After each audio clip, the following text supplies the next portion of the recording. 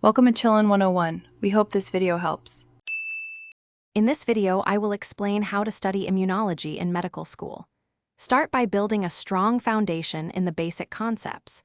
Focus on differentiating between innate and adaptive immunity, as this distinction is fundamental. Familiarize yourself with the major immune cells, like lymphocytes and phagocytes, and their unique contributions. Understanding the communication molecules, such as cytokines, will clarify how the immune system coordinates its responses effectively. Next, integrate immunology with other organ systems to see the bigger picture.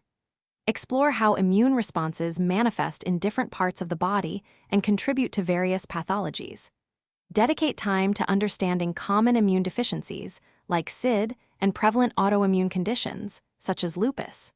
Also, thoroughly learn the 4 types of hypersensitivity reactions, as they are frequently tested and clinically relevant. To truly master immunology, employ active learning strategies. Instead of passive reading, use active recall by quizzing yourself regularly and spaced repetition to reinforce concepts over time. Drawing out immune pathways and cell interactions can significantly enhance your understanding and memory.